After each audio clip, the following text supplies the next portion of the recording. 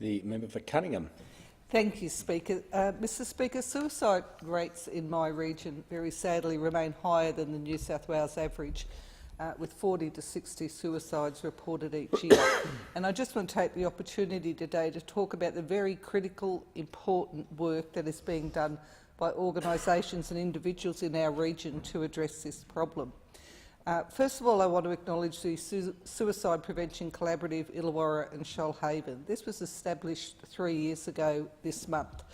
It consists of representatives from more than 20 local community organisations, which includes the local health district, the University of Wollongong, the Illawarra Health and Medical Research Institute, Grand Pacific Health, Lifeline South Coast, Coordinair South Eastern New South Wales Primary Health Network, all 4 local councils and all education sectors.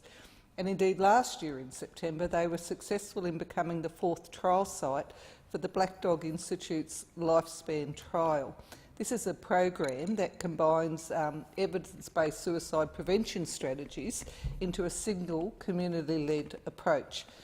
Dr Alex Haynes, who's the regional manager of the collaborative, described how important that was, and he said, "Suicide prevention is everyone's business, and so we want everyone in the community to understand what role they can play in reducing suicides and to feel confident to play that role." He outlined the Question, Persuade and Refer training, which is a 1-hour online course designed to help people recognise the warning signs for suicide and to help others. It only costs $10, and indeed the New South Wales Health Minister has provided 1,000 free licences. Local business Internetrix has purchased some of these licences for its entire team in Wollongong, and the Managing Director, Daniel Rowan, told the Illawarra Mercury about how important that was to his organisation. He said Internetrix is more than happy to support the campaign, and it fits with our mission statement and values which focus on caring for our people.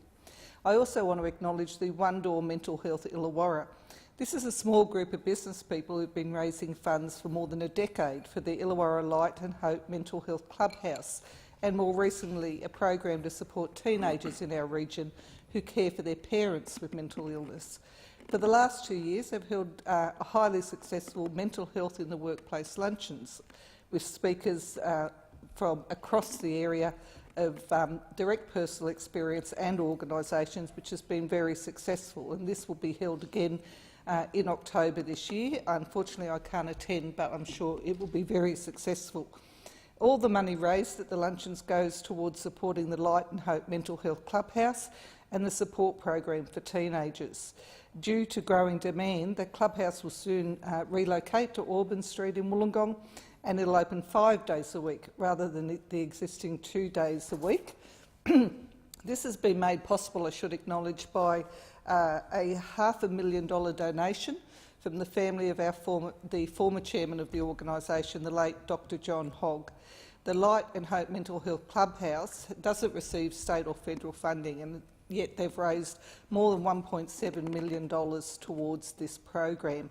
And I want to commend the whole team, and in particular the committee chair, Professor Frank Dean, and the deputy chair, Janine Cullen. There are many individuals doing fantastic work and speaking up about their own personal experiences.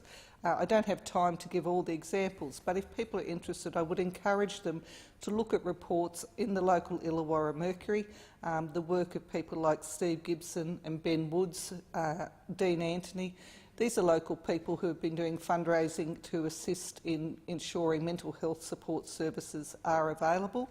And only today the Illawarra Mercury has a report on the International Women's Day Committee making a donation to assist young people, young mothers dealing with postnatal depression, and these are excellent examples, and the stories reflect the great commitment I want to also acknowledge of our local media, and in particular the Illawarra Mercury, who've been very proactive in ensuring these issues get the airing that they need so that people are aware of the issue, that they reach out and that they seek help, that they talk to their GP, ring Lifeline, visit our local Headspace service, whichever service is relevant.